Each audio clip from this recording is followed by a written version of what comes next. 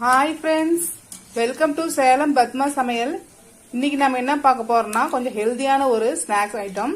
பாத்தீங்கன்னா நம்ம கம்பு மாவு வச்சு ஒரு போண்டா செய்ய போறோம். அது நல்லா டேஸ்டா கிறிஸ்பா இருக்கும். வாங்க போய் பார்க்கலாம். முதல்ல பாருங்க, நான் கம்பு மாவு 1 கப் அளவுக்கு எடுத்து வச்சிருக்கேன். இது கம்பு மாவு வந்து நம்ம வீட்டுல வாங்கி அரைச்சதாவும் இருக்கலாம், கடையிலையும் கிடைக்குது டிபார்ட்மெண்ட் ஸ்டோர்ல. அது வாங்கி நம்ம யூஸ் பண்ணிக்கலாம். நான் இப்போ 1 கப் அளவுக்கு எடுத்திருக்கேன். அதை ஒரு பவுல்ல போட்டுக்கலாம்.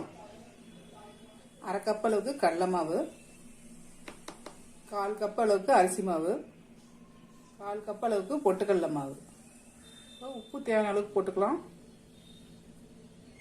1/2 டீஸ்பூன் அளவுக்கு மிளகாத்தூள், 1/4 டீஸ்பூன் கம்மியா பேக்கிங் சோடா. போது நல்லா நம்ம கலந்து விட்டுறலாம்.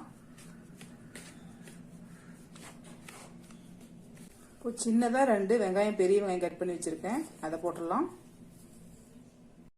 2 பச்சை மிளகாய்,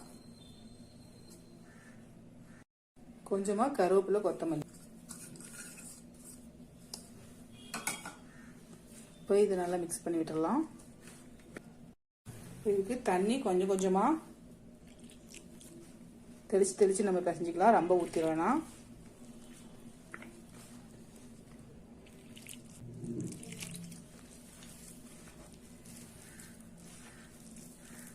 பாருங்க, இந்த அளவுக்கு திக்கா மாவு பிசைஞ்சிக்கணும். இதுல 2 டேபிள் ஸ்பூன் அளவுக்கு சூடா இருக்கிற எண்ணெய் ஊத்துறேன். கலந்து விட்டுறலாம் அந்த எண்ணெய.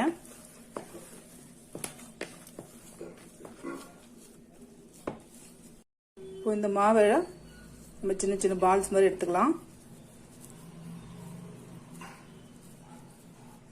இந்த மாதிரி எல்லா மாவும் பண்ணிக்கலாம். இப்போ பாருங்க, எல்லாத்தையும் இந்த மாதிரி நான் உருண்டை பிடிச்சி வச்சுட்டு இப்போ நம்ம பொரிச்சு எடுத்துக்கலாம். கடாயில் ஆயில் ஊற்றி வச்சுட்டேன்.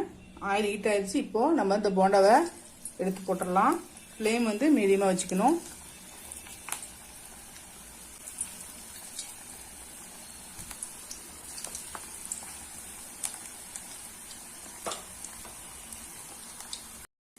இப்போ திருப்பி விட்டுடலாம்.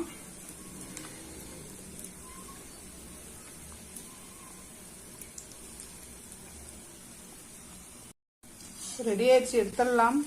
நம்ம கம்பு மாவு போண்டா ரெடிங்க. இப்ப பாருங்க, நம்ம செஞ்ச இந்த கம்பு மாவு போண்டா ரெடி ஆயிடுச்சு. நம்ம நார்மலா ஸ்நாக்ஸ் செய்வோம். இந்த மாதிரி சிறுதானியம் வச்சு நம்ம செய்யும் போது உடம்புக்கு நல்லா ஹெல்த்தியாகவும் இருக்கும். கிட்ஸும் கொஞ்சம் லைக் பண்ணி சாப்பிடுவாங்க. இந்த வீடியோ உங்களுக்கு பிடிச்சிருந்தாக்க லைக் பண்ணுங்க, ஷேர் பண்ணுங்க, கமெண்ட் பண்ணுங்க.